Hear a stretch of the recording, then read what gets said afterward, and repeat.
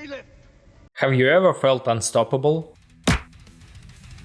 Shooting Nazis, blowing up robots, everything exploding around you, and then suddenly, wait, where the hell am I going? No, it's not a midlife crisis, it's a bad level design. But why? What makes great level design and a horrible one? To figure it out, let's first understand how levels are actually made. In linear single-player games, great level starts with an idea, location, events, emotion. Based on that, a level designer structures the level and balance emotional pacing. Column segments alternate with intense ones. When the idea is clear, the level designer sketches a layout and marks key points, gameplay tasks, and interactive elements. Then comes a gray box, a bare-bone layout built from gray blocks to test movement, pacing, and core gameplay.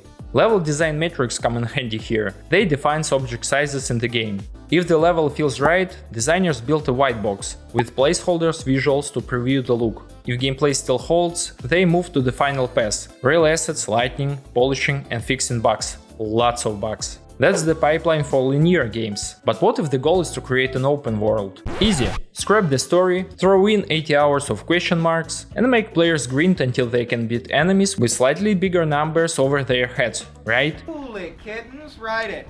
Next. No. The level designer's job is to create a world that feels alive and naturally interesting. To do that, the world is divided into zones or biomes. Each biome features clear visual landmarks to prevent players from getting lost. Between landmarks are routes that are interesting either visually or gameplay-wise. Density is key. The developers of Witcher 3 set a goal. The player should encounter something interesting every 15 minutes, and we all know how that turned out. But the real secret isn't frequency. With this in place, the world already works. To make it great, developers add linear segments for quests or dungeons, which changes rhythm. These use the same pipeline as linear level design: gray box, white box, final pass. I've already mentioned that every level starts with an idea, and it may sound abstract, but in practice, an idea is the most important part of level design. To make sure of it, just look at how levels differ between genres. In shooters, you want player to move freely, shoot, jump, blow things up. Combat zones often resemble arenas, designed for speed, movement, and adrenaline.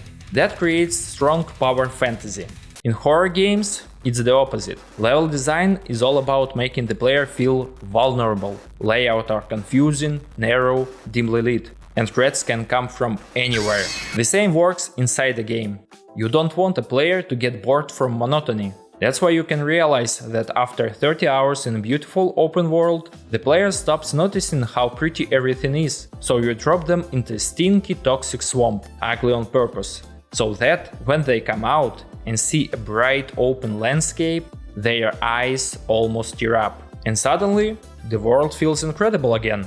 Of course, there's more to level design, like visual language, which plays a big role in navigation, but the key point is levels may differ in genre, structure, and mood, but three things must stay consistent.